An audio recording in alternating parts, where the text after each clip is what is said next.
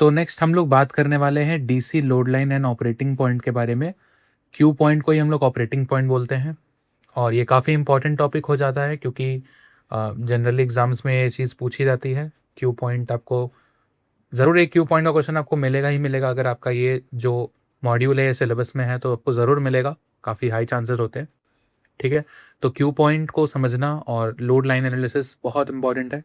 आपको सब कुछ इस वीडियो में कवर हो जाएगा और हम लोग आने वाले वीडियोस में इसके क्वेश्चंस को भी प्रैक्टिस करेंगे, तो कोई भी टेंशन वाली बात नहीं है।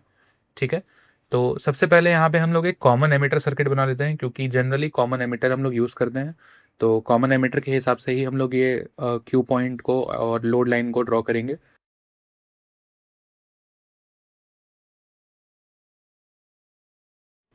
तो एक चीज़ यहाँ पे नोटिस करने वाली क्या है कि मैंने अभी तक आपको जो सर्किट एनालिसिस बताई थी उसके अंदर हमने कोई भी रेजिस्टेंस को कंसिडर नहीं किया था, बट एक्चुअली में जब हम लोग इनपुट करंट को प्रोवाइड करते हैं या फिर आउटपुट करंट को हम लोग आउटपुट सिग्नल को हम लोग ऑब्टेन करते हैं, इनपुट सिग्नल प्रोवाइड करेंगे, आउटपुट सिग्नल को ऑब्टेन करेंगे, तो वहाँ पे रेजिस्टेंस भी होता है।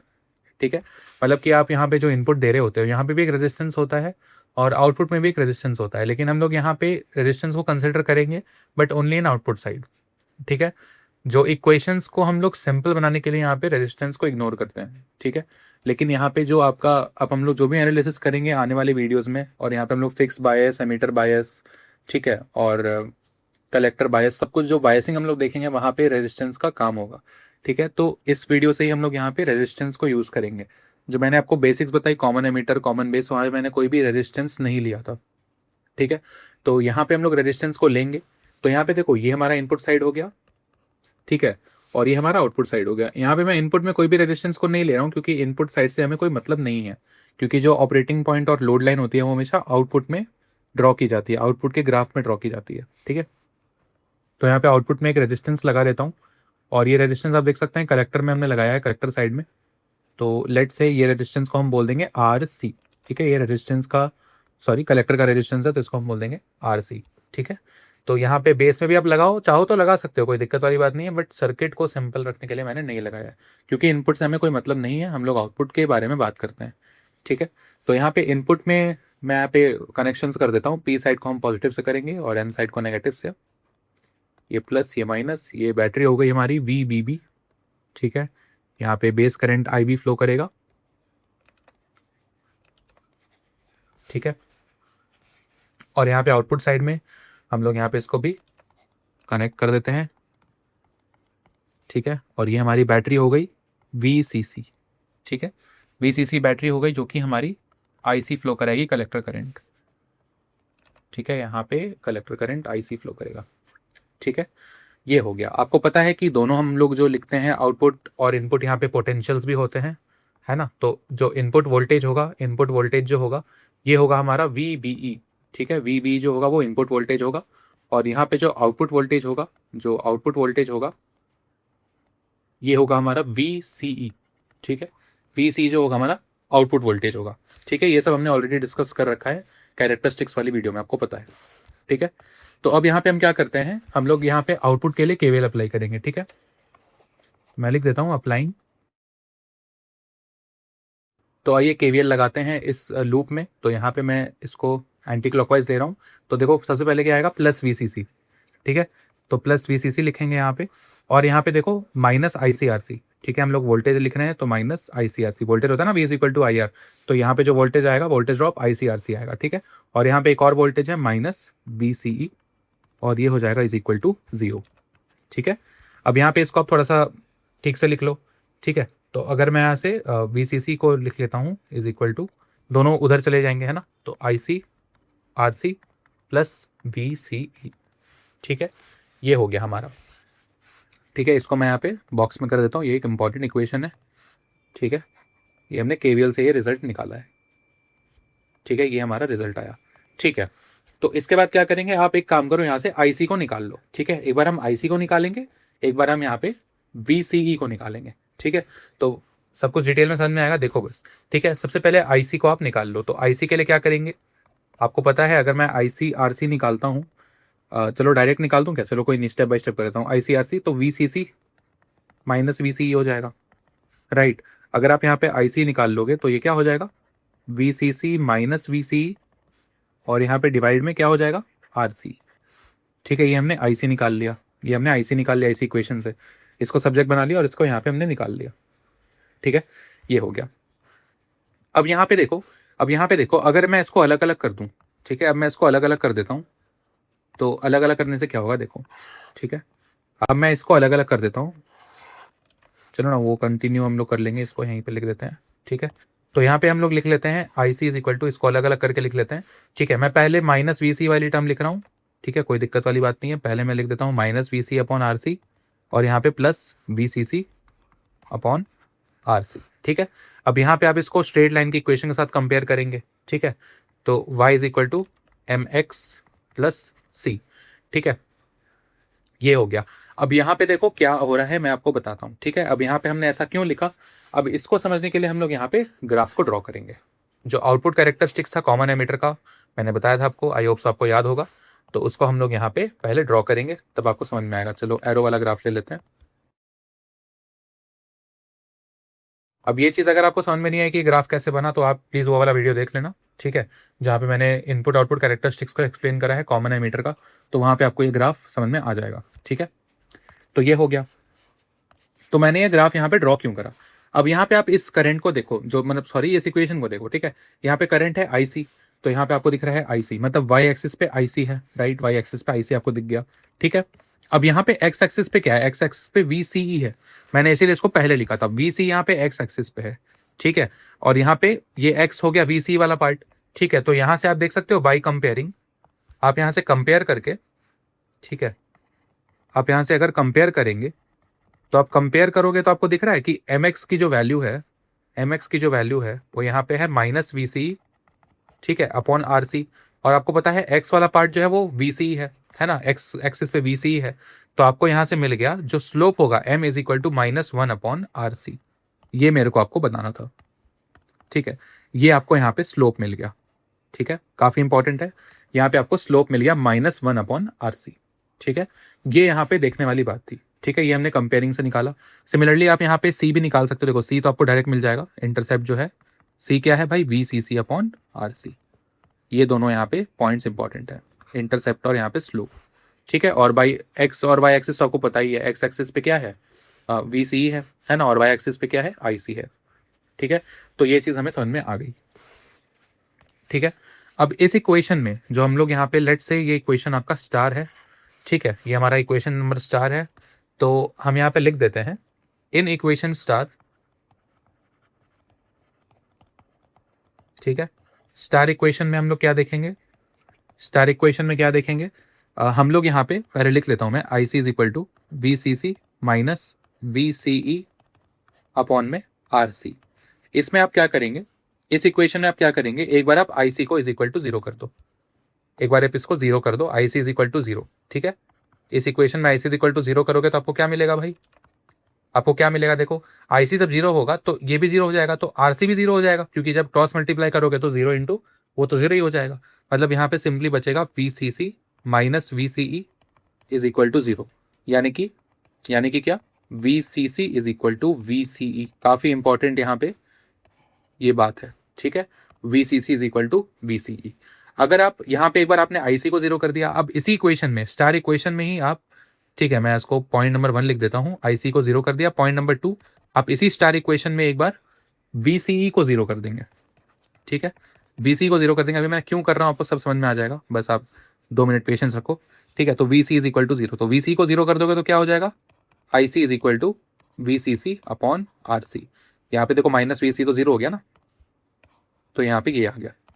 ठीक है, IC is equal to VCC by RC। ये काफ़ी इंपॉर्टेंट यहाँ पे हो जाता है। स्टार नहीं लिखता हूँ, इक्वेशन का नाम स्टार है, तो क्या करें, चलो छोड़ देते हैं, ऐसे स्टार कर देते हैं।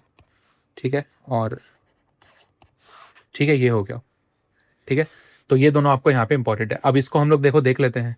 ठीक है, इसको हम लोग कैसे अप्लाई करेंगे इस ग्राफ में, आपको समझ में आ गया होगा, हमने एक्स और वाई यहाँ पे निकाला है पॉइंट्स। ठीक है, तो अब यहाँ पे इसको हम लोग अप्लाई करते हैं। देखो, तो IC इज इक्वल टू, पहले हम लोग अप्लाई करते हैं ये वाला चीज़ को। ठीक है, VCC is equal to VCE। ठीक है, तो अब देखो VCC is equal to VCE, मतलब कि VCE जो है, अब यहाँ पे आप लिख सकते हैं VCE को, क्या लिख सकते हैं आप यहाँ पे, देखो एक्स एक्सिस की बात हो रही है, तो आपको पता है ना कि एक्स कॉमा वाई, इसको हम लिखते हैं लेट से 0,0, कुछ इस तरह से हम लोग लिखते हैं, ठीक है। तो एक्स एक्सिस को पहले, वाई एक्सिस को बाद में।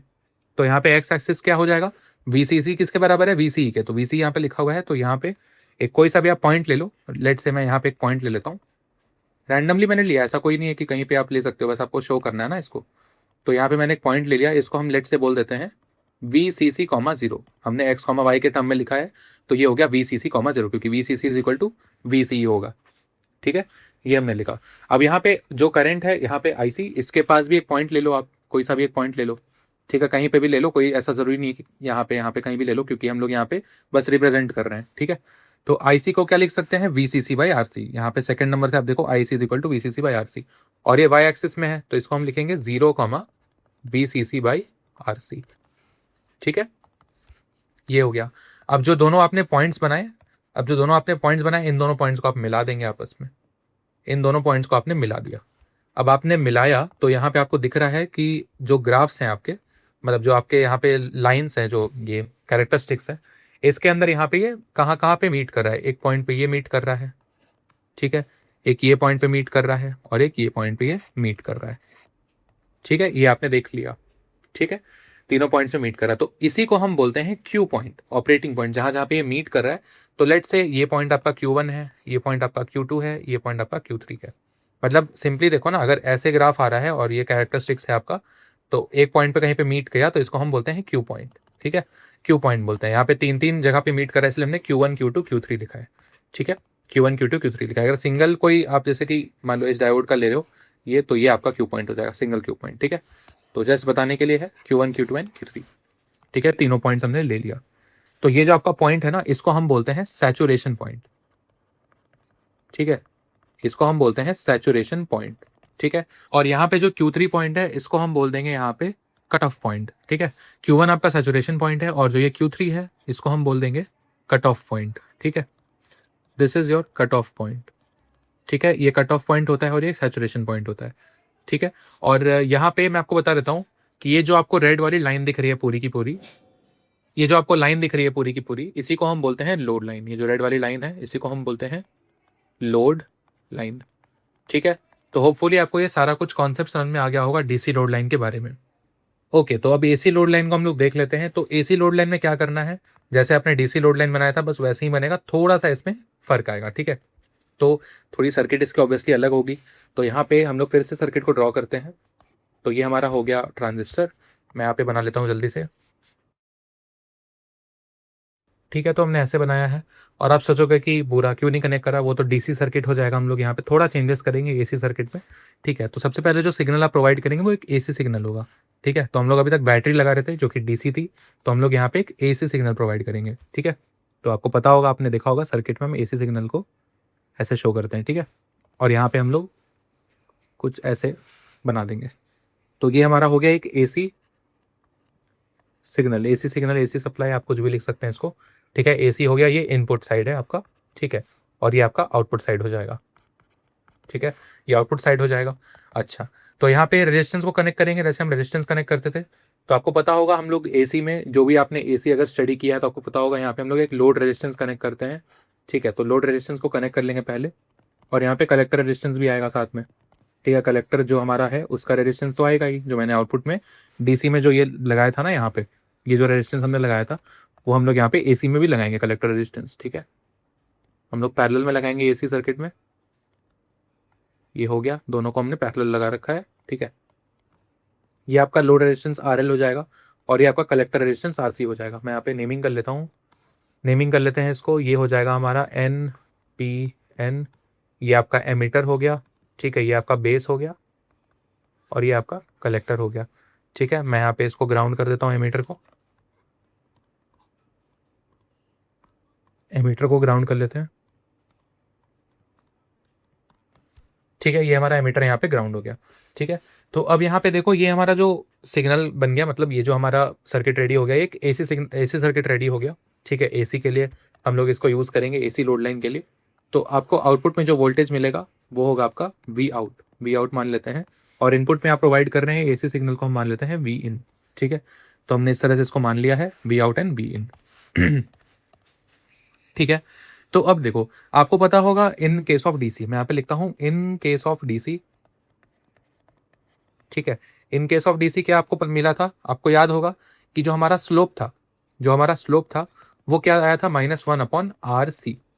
लेकिन यहाँ पे आप देखो, यहाँ पे आप देखो, अगर आप एसी रेजिस्टेंस की बात करोगे, जो रेजिस्टेंस हमारा आउटपुट में आ रहा है, अगर आप आर इक्विवेलेंट की बात करते हो, मान लो आर इक्विवेलेंट हम लोग लिखते हैं इसको, तो आप देखो यहाँ पे दोनों पैरेलल में, मतलब कि R C parallel of R L, ठीक है। तो अगर आप इसको करेंगे, अगर आप इसको करोगे तो क्या होता था, multiply upon sum R C R L upon R C plus R L, ये आपका होता था क्या, इक्विवेलेंट रेजिस्टेंस, ठीक है। हम लोगों ने दोनों को पैरेलल कर रखा है ना, तो यही इसका आंसर आएगा, ठीक है। R equivalent R C R L plus by R C plus R L, ठीक है, ये इक्विवेलेंट रेजिस्टेंस हो गया, ठीक है। तो अब इन केस ऑफ एसी क्या होगा, इन केस ऑफ एसी मैं यहाँ पे लिखता हूं इन केस ऑफ एसी, ठीक है। एसी में क्या हो जाएगा, जो आपका स्लोप रहेगा उसमें -1 अपॉन ये वाला पूरा पार्ट आ जाएगा, -1 अपॉन आर इक्विवेलेंट, ठीक है। तो ये क्या हो जाएगा, -1 अपॉन आर इक्विवेलेंट, मैं इसको पूरा नहीं लिख रहा हूँ, R C parallel R L लिख देता हूँ, ठीक है। ये हो गया R C parallel R L. अच्छा, अब एक चीज को ध्यान देंगे, देखो अगर आप यहाँ पे इसकी बात करते हो डीसी की, तो डीसी के अंदर आप देख रहे हैं -1 अपॉन आर सी है, तो नीचे का जो टर्म है वो एक तरह से यहाँ पे आर सी है और यहाँ पे R C parallel R L है। तो ऑब्वियसली हम जानते हैं, ऑब्वियसली वी नो मैथमेटिकली, ठीक है। आप कुछ ऐड कर रहे हो, स्पेलिंग क्या लिख दिया भाई इसका, ठीक है। तो मैथमेटिकली आप जानते हो कि आपने यहाँ पे आरसी में कुछ ऐड करा है पैरेलल, तो यहाँ पे नीचे वाली टर्म बड़ी हुई है, मतलब कि आरसी पैरेलल आरएल जो टर्म है आपकी, ठीक है, ये ग्रेटर होगी किससे, आरसी से, आरसी से। जो हमारा यहाँ पे स्लोप है डीसी वाला, इसको मैं लिख देता हूँ आरसी ऑफ डीसी, ठीक है। ये वाली टर्म जो होगी ये आपकी ग्रेटर होगी, ठीक है, ग्रेटर होगी। मतलब कि जो नीचे का टर्म होगा वो आपका बड़ा होगा एसी में, ये जो डिनोमिनेटर होगा ये बड़ा होगा, ठीक है, एसी में। और आपको पता है ये अगर बड़ा है तो ये पूरी क्वांटिटी क्या है, पूरी क्वांटिटी छोटी होगी, ठीक है, पूरी क्वांटिटी छोटी होगी। लेकिन यहाँ पे एक नेगेटिव साइन लगा हुआ है, मतलब कि ये नेगेटिव में बढ़ रहा है, नेगेटिव में बढ़ रहा है, मतलब कि ये बेसिकली कम होगा। इसका क्या मतलब है, अगर इसका जो स्लोप था आपका, इसका जो स्लोप था, स्लोप बनाना था ना, ये क्या बना दिया, इसका जो स्लोप आया था, मान लो डीसी का जो स्लोप था वो कुछ इस तरह का था, थोड़ा सा और इसको रोटेट कर देते हैं। एग्जाम्पल अगर मैं ले लूँ यहाँ पे, स्लोप ऑफ डीसी, ठीक है, डीसी का slope m is equal to -1 upon R C. अगर ये स्लोप डीसी का था तो एसी का जो स्लोप होगा वो थोड़ा सा और कम हो जाएगा, क्योंकि ये कम किस में हो रहा है, मतलब नेगेटिविटी क्या हो रही है इसकी, जो नेगेटिव है वो कम हो रही है। देखो ये क्वांटिटी अगर बढ़ रही है तो ये पूरा टर्म क्या हो रहा है, कम हो रहा है। लेकिन कम किस में हो रहा है, नेगेटिव में कम हो रहा है भाई, नेगेटिव में कम हो रहा है, माइनस में कम हो रहा है ना। तो ये जो नेगेटिव स्लोप है वो थोड़ा सा पॉजिटिव हो जाएगा, ठीक है। तो मैं इसको लिख लेता हूँ, ये हो जाएगा हमारा स्लोप ऑफ ए सी, ठीक है, m is equal to -1 upon R C parallel R L, ये हो गया।